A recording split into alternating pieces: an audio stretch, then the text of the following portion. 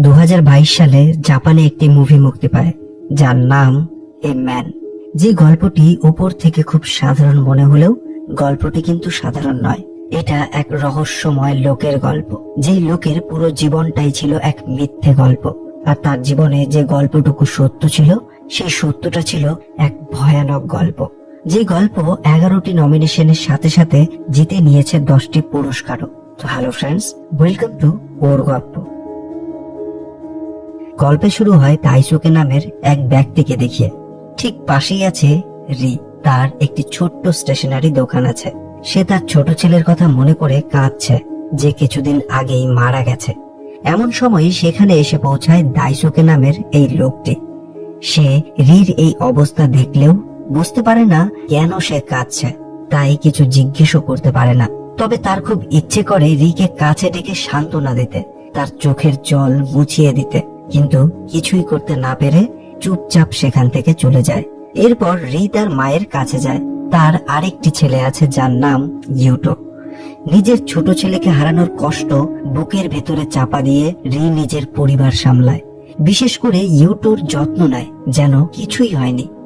এখন ইউটো বাইরে খেলতে যায়, বন্ধুদের সঙ্গে খুব আনন্দে সময় কাটায়। অন্যদিকে পার্কের সিঁড়িতে আবার দেখা যায় দাইসুকেকে। সে রির দোকান থেকে কেনা স্কেচবুকে খেলতে থাকা বাচ্চাদের ছবি আঁকছে। এদিকে রির জীবনে এমনিতেও দুঃখ কম নয়। তার উপর তার প্রতিবেশী প্রত্যেক দিন এসে তার মায়ের কাছে নিজের নাতি নাতনিদের কথা বলে। সে বলে, আমি শুধু অপেক্ষা করছি কবে তারা বড় হবে আর আমি তাদের বড় হতে দেখব। এসব শুনে রির মাও তার নাতিকে মনে করে কেঁদে ফেলেন, যেন পুরনো ক্ষত আবার নতুন করে জেগে ওঠে। এদিকে দাইসুকে আবারও রিকে দেখার অজুহাতে স্কেচবুক কিনতে তার দোকানে আসে। তাকে দেখেই রির প্রতিবেশী বলে ওঠে, তুমি তো খুব সুন্দর ছবি আঁকো, তাই না? কিন্তু দাইসুকে কোনো উত্তর না দিয়ে দ্রুত নিচের জিনিস নিয়ে বেরিয়ে যায়। আজও সে রির চোখের দিকে তাকিয়েই তার লুকিয়ে রাখা কষ্টগুলোকে বুঝে নেয়। পরের দিন দাইসুকে তার কাজে ব্যস্ত থাকে। সে গাছ কাটার কাজ করে এবং এতে সে খুবই দক্ষ। কিন্তু প্রতিদিন একই ধরনের জীবন কাটাতে কাটাতে মানুষের মন কখনো কখনো হাঁপিয়ে ওঠে। দাইসুকের সাথেও ঠিক এমনটাই হচ্ছে। সে কাজ করতে করতে খুবই বোর্ড হয়ে গেছে। এই একঘেয়েমি জীবন যেন তার কিছুতেই আর ভালো লাগছে না। আর সেই কারণেই মন ভালো করার জন্য সে স্কেচ করে। কাজের ফাঁকে সময় পেলেই সে স্কেচ করতে শুরু করে, যাতে দ্রুত স্কেচবুকের পাতা ভরে যায় এবং সে আবারও রিকে দেখার অজুহাতে তার দোকানে যেতে পারে। কিন্তু এবার সে রিকে জিজ্ঞাসা করেই ফেলে, আমরা কি বন্ধু হতে পারি? তারপর আবার নিজেই বলে ওঠে, না না, হয়তো আমার এসব ভাবা উচিত নয়, আপনি তো আগে থেকেই বিবাহিত। হঠাৎ করেই তার রির স্বামীর কথা মনে পড়ে। তখনই রি শান্তভাবে বলে, না না, তেমনটা নয়, আমি আগে বিবাহিত ছিলাম, কিন্তু এখন আমার ডিভোর্স হয়ে গেছে, আর আমরা বন্ধু তো হতেই পারি। এরপর রি ধীরে ধীরে তাকে নিজের পরিবারের কথা বলতে শুরু করে। কোথাও না কোথাও তারও দাইসুকের সঙ্গে সময় কাটাতে ভালো লাগছিল। কিছুদিন পর দাইসুকে রির বাড়িতে আসে। সে তার আগের জীবন সম্পর্কে জানতে চায়। তখন রি নিজের মনের কথা সব খুলে বলে, যেন এক নিষ্পাপ শিশুর মতো কাঁদতে কাঁদতে তার সমস্ত গল্প বলে। তার ছোট ছেলে রিও ক্যান্সারে ভুগছিল। রি এবং তার স্বামী সিদ্ধান্ত নিয়েছিল তাকে দ্রুত ভালো ডাক্তারের কাছে নিয়ে যাবে, কিন্তু তারা তাকে বাঁচাতে পারেনি। যে এখনো ঠিকমতো পৃথিবীটাই দেখেনি, সেই বেচারা মাত্র 2 বছর বয়সে চলে গেল এই সুন্দর পৃথিবী ছেড়ে। এরপরে রি তার স্বামীর থেকে ডিভোর্স নিয়েছে, কারণ তাকে দেখলেই তার বারবার রিওর কথা মনে পড়তো। এইসব কথা বলতে গিয়ে রির পুরনো স্মৃতিগুলো আবার জেগে ওঠে, আর তার শুকিয়ে যাওয়া ক্ষত যেন আবার নতুন করে তাকে ব্যথা দিতে শুরু করে। দাইসুকে রির এই অবস্থা সহ্য করতে পারে না। সে নিজের হাতটা বাড়িয়ে রির হাত ধরে এবং তাকে শান্ত করার চেষ্টা করে। আবারও তার সাথে কথা বলতে শুরু করে। কখন যে অনেক রাত হয়ে গেছে সেটা তারা কেউই বুঝতে পারে না। এরপর দাইসুকে বাড়ি যাওয়ার জন্য বের হতে গেলে ঠিক তখনই রি তাকে চুমু করে। দাইসুকে অবাক হয়ে সামনে এগোতেই যাচ্ছিল, তখনই সে আয়নায় নিজের মুখ দেখে। হঠাৎ কোনো এক পুরনো স্মৃতি যেন তার সামনে ভেসে ওঠে। অস্থির হয়ে পড়ে, যেন তার শ্বাস নিতে খুবই কষ্ট হচ্ছে। তখনই রি তাকে জড়িয়ে ধরে বলতে থাকে, সব ঠিক আছে দাইসুকে, সব ঠিক হয়ে যাবে। এভাবেই সময় কাটতে থাকে এবং পরে তারা দুজন বিয়ে করে নেয়। তাদের একটি খুব সুন্দর মিষ্টি মেয়েও হয়। তারা একসাথে খুব সুখে বসবাস করছে। দাইসুকে ইউটোকেও খুবই ভালোবাসে এবং তার খুব যত্নও নেয়। ইউটোর স্কুল থেকে বাচ্চাদের ট্রিপের জন্য পাহাড়ে নিয়ে যাওয়া হবে, এই জন্য ইউটো দাইসুকের কাছে অনুমতি নিতে আসে। কিন্তু দাইসুকে খুব ভালো করেই জানে ইউটো কতটা চঞ্চল, তাই তার কথা ভেবেই সে তাকে অনুমতি দেয় না। ইউটো এতে খুব রাগ করলেও শেষ পর্যন্ত তার বাবার কথা মেনে নেয় এবং স্কুলে যাওয়ার জন্য বেরিয়ে পড়ে। ইউটোকে না বলার পর দাইসুকের এই বিষয়টা খুবই খারাপ লাগে। সে ভাবে সে একটি নিষ্পাপ বাচ্চার মন ভেঙে দিয়েছে, আর এই জন্যই কাজে যাওয়ার সময় সে রাস্তায় ইউটোকে থামায় এবং তাকে তার সাথে তার কাজের জায়গায় নিয়ে যেতে চায়, কারণ তার কাজের জায়গাটাও সেই পাহাড়েই। এটা শুনে ইউটো খুবই খুশি হয়ে যায়, আর দাইসুকেও একটু স্বস্তি পায়, কারণ তার কাজের জায়গাতে সে ইউটোর খেয়াল রাখতে পারবে। নিজের বাবার কাজের জায়গায় গিয়ে ইউটো খুবই আনন্দ পায়। দাইসুকেও ইউটোকে খুশি দেখে হাসি মুখে কাজ করতে থাকে। কিন্তু হঠাৎই একটি গাছ তার উপরে এসে পড়ে, আর সেখানেই তার মৃত্যু হয়। মানুষের জীবনটা কতটাই অনিশ্চিত, কেউ জানে না কখন সবকিছু শেষ হয়ে যাবে, আর এই সামান্য জীবনের জন্য মানুষ এত কিছু করে চলেছে। ইউটো নিজের চোখের সামনে বাবাকে এভাবে মারা যেতে দেখে একদমই ভেঙে পড়ে। সে কষ্টের যন্ত্রণায় তাড়াহুড়ো করে সাইকেল নিয়ে বেরিয়ে পড়ে বাড়ির দিকে। এদিকে হতভাগী রি তার সন্তান রিও চলে যাওয়ার পর দাইসুকের কারণেই বেঁচে থাকার আশা পেয়েছিল, আর আজ সেটাও তার কাছ থেকে কেড়ে নেওয়া হলো। এই ঘটনার 1 বছর কেটে গেছে। আজ দাইসুকের মৃত্যু বার্ষিকী। দাইসুকের এক ভাই আছে কিয়োশি। সে তার ভাইয়ের মৃত্যুর খবর পেয়ে এই মৃত্যু বার্ষিকীতে এসেছে। এতদিন সে দাইসুকে সম্পর্কে কিছুই জানতো না, কারণ দাইসুকে অনেক আগেই বাড়ি ছেড়ে চলে গিয়েছিল। সে নিজেকে সবার থেকে দূরে সরিয়ে নিয়েছিল এবং পরিবারের সঙ্গে সব ধরনের যোগাযোগও ছিন্ন করেছিল। বেচারা দাইসুকে রির সঙ্গে দেখা হওয়ার আগে না জানি কত কিছু সহ্য করেছে। আর এই মৃত্যু বার্ষিকীতে কিয়োশি দাইসুকের রাখা ছবির কাছে গিয়ে যা বলে, তাতে রির মাথা একদমই ঘুরে যায়। সে বলে, আপনি কেমন স্ত্রী? আপনি তো আমার ভাইয়ের ছবি আপনার পরিবারের মৃত সদস্যদের ছবির সাথেও রাখেননি। তখন রি তাকে দাইসুকের ছবি দেখায়, যা সে আলাদা করে রেখেছিল। কিন্তু কিয়োশি বলে, এটা তো দাইসুকে নয়। এই কথা শুনে রির পায়ের তলার মাটি সরে যায়। তাহলে এতদিন সে কার সঙ্গে ছিল? যে মানুষটা তাকে দাইসুকের পরিচয় দিয়ে এত বছর ধরে তার সাথে ছিল, সে কি তাহলে কোনো অপরাধীর সঙ্গে জীবন কাটিয়েছে, যে আসল দাইসুকে মেরে তার পরিচয় নিয়ে বেঁচেছিল? রির মাথায় একের পর এক অজস্র প্রশ্ন ঘুরতে থাকে। সে বুঝতেই পারছে না তার সঙ্গে আসলে কি ঘটেছে। ঠিক তখনই সেখানে আসে আকিরা। আকিরা একজন উকিল। সে দাইসুকের ডেথ পলিসির টাকা দিতে এসেছিল, কিন্তু যখন সে জানতে পারে মৃত ব্যক্তি আসল দাইসুকে নয়, তখন সে সিদ্ধান্ত নেয় আসল দাইসুকে সম্পর্কে খোঁজ নেওয়ার। আর এই জন্যই সে এই অজানা ব্যক্তিকে নাম দেয় মিস্টার এক্স। মিস্টার এক্স সম্পর্কে জানার জন্য আকিরা তদন্ত শুরু করে। সবার আগে সে তার আঁকা ছবিগুলোকে দেখে। ছবিগুলো দেখে বোঝা যায় তার মন যেন একেবারে শিশুদের মতো ছিল। কিন্তু এই সমস্ত সুন্দর ছবির মাঝেই একটি অদ্ভুত ছবি তার নজরে পড়ে, যেখানে কারো মুখ আঁকা, কিন্তু সেটি খুবই বিকৃত। এই ছবি দেখে আকিরা এবং রি দুজনের মনেই ভয় ঢুকে যায়। মিস্টার এক্স কি সত্যি কোনো অপরাধী? তবে এত দ্রুত কোনো সিদ্ধান্তে পৌঁছানো ঠিক হবে না, আর এই জন্যই আকিরা তার ইনভেস্টিগেশন শুরু করে। আকিরা সেই স্কেচবুক নিয়ে নিজের অফিসে ফিরে আসে। সারাদিন কাজ শেষ করে সে বাড়িতে ফিরে আসে। তার বাড়িতে রয়েছে তার বাবা মা, তার স্ত্রী যার নাম কাওরি, এবং একজন সন্তান যার নাম মাসারু। সবাই তার জন্য অপেক্ষা করছিল। ডিনার শেষে সবাই চলে যাওয়ার পর কাওরি আদুরে গলায় বলে, আমাদের কি আরেকটা বাচ্চা নেওয়া উচিত না? কিন্তু আকিরার মাথায় তখন শুধুই কেসের চিন্তা। সে অন্য কোনো কিছুই ভাবতে পারছে না। সে কাওরিকে না করে আবার তার কাজে ডুবে যায়। এদিকে আকিরা প্রতিটি সূত্র খুঁজতে থাকে। সেই সূত্র ধরেই সে পৌঁছায় দাইসুকের ভাই কিয়োশির কাছে। কিয়োশি জানায় দাইসুকে অনেক আগেই বাড়ি ছেড়ে চলে গেছিল। সে জীবনে অনেক বড় কিছু করতে চেয়েছিল, যাতে তার পরিবার তাকে নিয়ে গর্ব করতে পারে। সে খুবই দ্রুত সবকিছু শিখতে চাইতো। কিয়োশি দুশ্চিন্তায় বলে, সত্যি কি সেই মিস্টার এক্স আমার ভাইকে মেরে ফেলেছে? কিন্তু আকিরার কাছে তখন এর কোনো উত্তর নেই। এরপর দেখানো হয় বারে কাজ করা একটি মেয়ে যার নাম মিসুজু।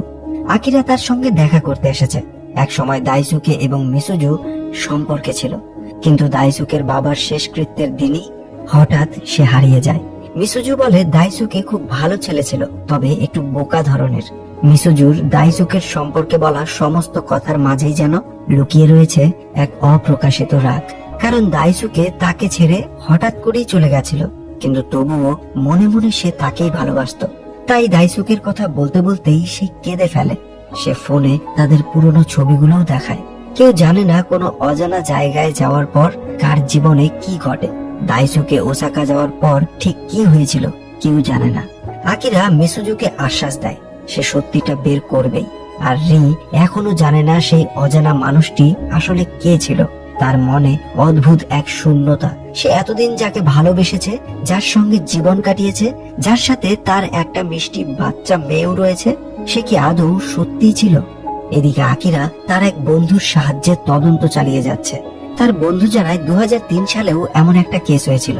এক 55 বছরের ব্যক্তি মৃত মানুষের পরিচয় অন্যদের দিত। এমনকি সে নিজেও 2000 সালে এক 67 বছর বয়সী ব্যক্তির সঙ্গে নিজের পরিচয় বদল করেছিল। এটা শুনে আকিরার মনে পড়ে দাইসুকেও সেই সময়ই এসেছিল। তাহলে কি সেও নিজের পরিচয় বদলেছিল? এই সূত্র ধরেই আকিরা জেলে যায় সেই ব্রোকারের কাছে যে এসব কাজ করাতো। তার নাম অরিমানু। তবে অরিমানু তার সাথে ঠিকমতো কথাও বলে না, কারণ অরিমানু মিক্স ব্লাডের মানুষদের ঘৃণা করে। আকিরা আসলে অর্ধ কোরিয়ান এবং অর্ধ জাপানিজ। তার প্যারেন্টের একজন জাপানিজ থাকলেও অপরজন কোরিয়ান ছিল। তবুও সত্য জানার জন্য আকিরা তাকে অনুরোধ করতে থাকে। শেষে অরিমানু কথা বলতে রাজি হয়। এরপর আকিরা মিস্টার এক্স এর ছবি দেখালে বোঝা যায় অরিমানু তাকে চিনতে পেরেছে, কিন্তু সে কিছুই বলে না। আকিরা হতাশ হয়ে অফিসে ফিরে আসে। সেখানে তার নামে একটি পার্সেল এসেছে অরিমানুর পক্ষ থেকে। সেটি খুললেই সে এক ছবি দেখতে পায়, যেখানে সোনেজাকি নাম লেখা। সম্ভবত এই সোনেজাকি মিস্টার এক্স। এদিকে ইউটোর অবস্থা ভালো নয়। সে নিজের চোখের সামনে তার বাবাকে হারিয়েছে, আর এখনো তার সমাধি তৈরি হয়নি। এতে সে খুবই কষ্ট পায়। রিতাকে শান্ত করে বলে, আমরা এখনো তার আসল পরিচয় জানি না, কিন্তু আমি কথা দিচ্ছি সব জানার পর তার নামেরই সমাধি বানাবো আমরা। রির মনেও গভীর কষ্ট। যদিও সে তার আসল পরিচয় জানে না, কিন্তু মানুষটিকে তো চেনে, যে তাকে ভেঙে পড়ার সময় সামলেছিল, যে তাকে অফুরন্ত ভালোবেসেছিল। এরপর মিসুজু আবার আকিরার সঙ্গে দেখা করে একটি পেইন্টিং এক্সিবিশনে, যেখানে অপরাধীদের আঁকা ছবি প্রদর্শিত হচ্ছে। সেখানে ঘুরতে ঘুরতেই আকিরা একটি পেইন্টিং দেখে, যেখানে মুখটিকে খুব ভালোভাবে ড্র করার পর ইচ্ছে করেই তাকে বিকৃত করা হয়েছে, ঠিক যেমন মিস্টার এক্স এর আঁকা ছবি ছিল। এতেই আকিরার সন্দেহ আরো বাড়ে। তাহলে কি সত্যি মিস্টার এক্স অপরাধী ছিল? খোঁজ নিয়ে জানা যায় এই পেইন্টিংটি একজন খুনি এঁকেছিল, যার নাম কোবায়াশি। কোবায়াশি নেশা এবং জুয়ায় আসক্ত ছিল, এবং এক সময় সে তার নিজের বস, তার বসের স্ত্রী এবং শিশুকে হত্যা করেছিল তাদের বাড়িতে ঢুকেই। তবে এরপর সে ধরাও পড়েছিল এবং তার মৃত্যুদণ্ডও হয়েছিল। তার মাকোটো নামের একটি ছেলে ছিল। আকিরার মনে সন্দেহ জাগে, মিস্টার এক্স কি তাহলে সেই মাকোটো? এই ভাবনা নিয়েই আকিরা আবার অরিমানুর কাছে যায়, কিন্তু অরিমানু সরাসরি কিছু বলে না। উল্টে প্রশ্ন করে, তুমি কিভাবে জানো কে আসল আর কে নকল? এমনকি তুমি কি এটাও জানো যে আমি আসল অরিমানু? আমি অরিমানুর আইডেন্টিটি চুরি করিনি। তার কথায় ইঙ্গিত মেলে পরিচয় বদলে ফেলাটা এখানে কতটা সাধারণ ব্যাপার। আইডেন্টিটি থেফট যেন তাদের দৈনন্দিন ব্যাপার। এখন আকিরা পুরোপুরি এই রহস্যে জড়িয়ে পড়ে। নিজেকে শান্ত করে সে কোবায়াশির গ্রামে যায় মাকোটো সম্পর্কে জানতে। আর এখান থেকেই শুরু হয় মাকোটোর এক ভয়ঙ্কর অতীতের গল্প। ছোট্ট মাকোটো নিজের বেসবল ব্যাট নিয়ে দৌড়ে চলে এসেছে তার বন্ধুর বাড়িতে। তার বন্ধু আর কেউ নয় বরঞ্চ কোবায়াশির বসের ছেলে। সে তার বন্ধুকে ডাকতে থাকে, তাড়াতাড়ি নিচে আসতে বলে বেসবল খেলার জন্য। কিন্তু হঠাৎই মাকোটোর সামনে এমন এক ভয়ঙ্কর দৃশ্য আসে যা তার জীবন পুরোপুরি বদলে দেয়। সে দেখে তার বাবা কোবায়াশি নির্মম ভাবে নিজের বস, তার স্ত্রী এবং তাদের ছোট ছেলেকে হত্যা করেছে। চারিদিকে রক্ত ছড়িয়ে আছে। আর সেই ভয়ঙ্কর অবস্থাতেই কোবায়াশি মাকোটোর সামনে এসে দাঁড়ায়। হাতে টাকা দিয়ে বলে, এই নাও, যা ইচ্ছে করে কিনে নাও। সে এমন ভাবে কথা বলছে যেন কিচ্ছু হয়নি। ছোট্ট মাকোটো এতটাই ভয় পেয়ে যায় যে তার মনে প্রশ্ন জাগে, তার বাবা এমন কাজ কেন করলো? এদিকে বর্তমানে আকিরা মাকোটোর খোঁজ করতে করতে একটি বক্সিং ক্লাবের সামনে পৌঁছায়। বাবাকে পুলিশ গ্রেপ্তার করলে বাড়ি ছাড়ার পর মাকোটো এখানেই এসেছিল।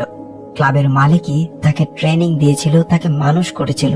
আকিরা মাকোটোর ছবি দেখিয়ে তাকে জিজ্ঞাসাবাদ করে। তারা জানায় মাকোটো খুব ভালো ছেলে ছিল, সে খুব দ্রুতই সবকিছু শিখে ফেলতো। একবার এক বক্সিং ম্যাচে সে তার প্রতিপক্ষকে খুব খারাপ ভাবে হারিয়েছিল, আর এরপর থেকেই সে কোনো ম্যাচই হারেনি। কিন্তু এসব নিয়ে তার কোনো আগ্রহ ছিল না।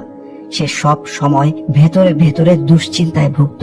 তার অতীতের ভয়ঙ্কর স্মৃতি তাকে যেন তাড়া করে বেড়াতো। একদিন সে ক্লাবের মালিককে বলেছিল, আমার জেতা নিয়ে কোনো মাথা ব্যথা নেই।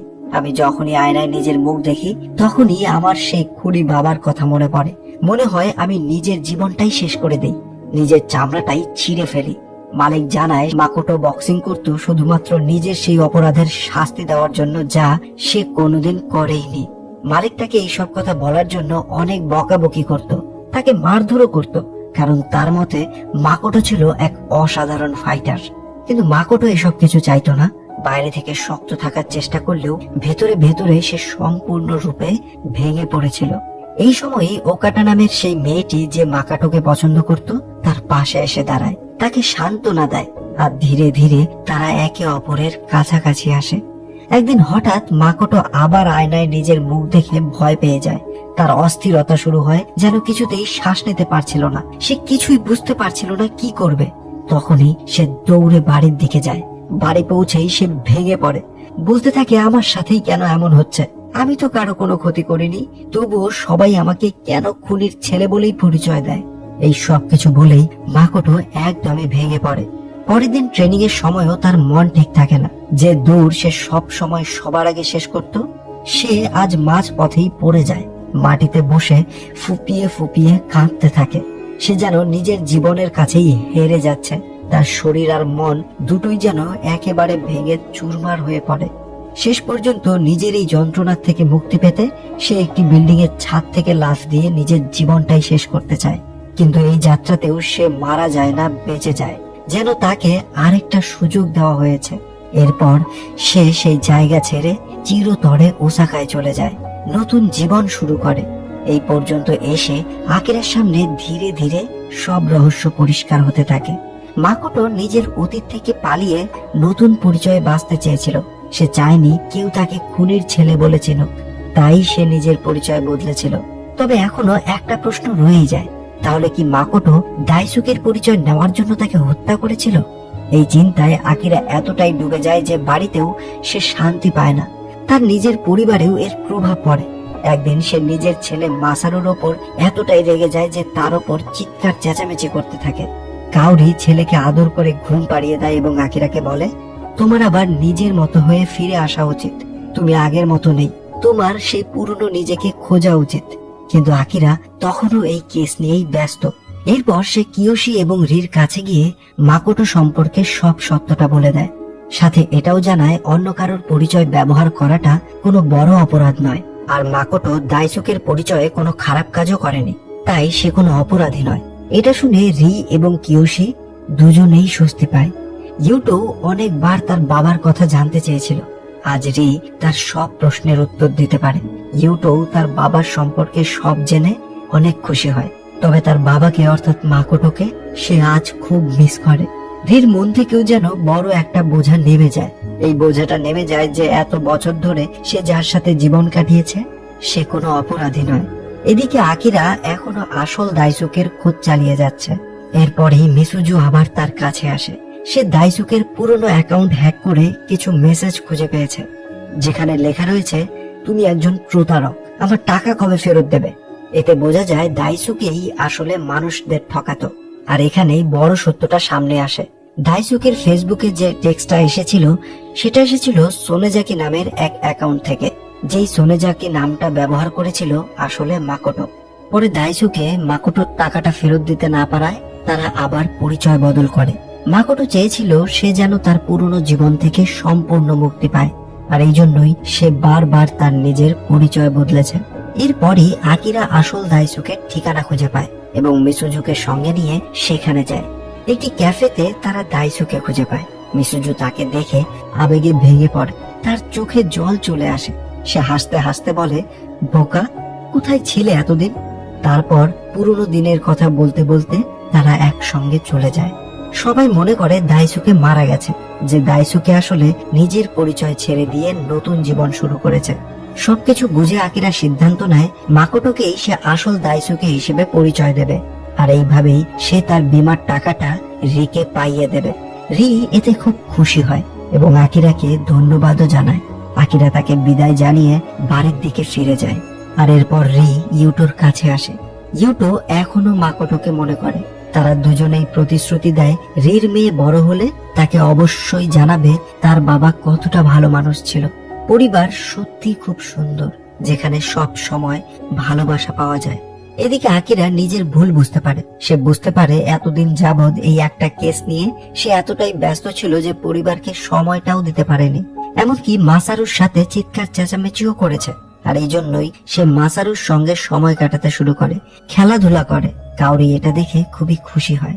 আর এই জন্যই তারা পরের দিন একসঙ্গে রেস্টুরেন্টে যায়। কিন্তু সেখানেই ঘটে এক অপ্রত্যাশিত ঘটনা। মাসারু ফোন চাইলে কাউরি তাকে নিজের ফোন দেয়। তখন আকিরা সেই ফোনে একটা SMS দেখে, যেখানে লেখা রয়েছে, আমরা কি কাল আবার দেখা করব? তোমার সাথে সময় কাটানোটা আমার খুবই ভালো লেগেছে। এতেই বোঝা যায় কাউরি অন্য কারোর সঙ্গে সম্পর্কে রয়েছে। সময় কতটা মূল্যবান। সময় থাকতে আমরা অনেক কিছুই বুঝতে পারি না। আকিরা পরিবারের প্রতি সময় না দেওয়ায় কাউরি আজ অন্য সম্পর্কে জড়িয়ে পড়েছে। কিন্তু আকিরা এই সব কিছু জানার পরেও কিছুই বলে না, চুপচাপ থাকে। আর এরপর রাতে সে একটি বারে যায়। সেখানেই এক অজানা মানুষের সঙ্গে বসে সব কথা খুলে বলে। তারপর বাড়ি ফেরার সময় তার চোখ পড়ে দেয়ালে ঝোলানো একটা পেইন্টিং এর উপর। একজন মানুষ আয়নায় নিজের দিকেই তাকিয়ে আছে। তবে মানুষটি আয়নার দিকে তাকিয়েও নিজেকে দেখতে পাচ্ছে না। যে পেইন্টিং এর মাধ্যমেই আমরা বুঝতে পারি মাকোটোর সেই পরিচয় বদলানোটা। পেইন্টিং এ মানুষটি যেমন নিজের চেহারা কিছুতেই দেখতে পাচ্ছে না, ঠিক তেমনি মাকোটোও চেয়েছিল তার জীবন থেকে তার পরিচয়টা চিরতরে হারিয়ে ফেলতে, যেন তার সেই খুনি বাবার পরিচয় তার চেহারাতে কোনোদিন না দেখা যায়। আর এখানেই এই গল্পের শেষ হয়। তো ফ্রেন্ডস, এই ছিল আজকের গল্প। গল্পটি কেমন লাগলো তা অবশ্যই জানিও। ভালো লাগলে লাইক, কমেন্ট আর শেয়ার করে দিও। দেখা হবে পরের গল্পে। Till then, keep loving, by.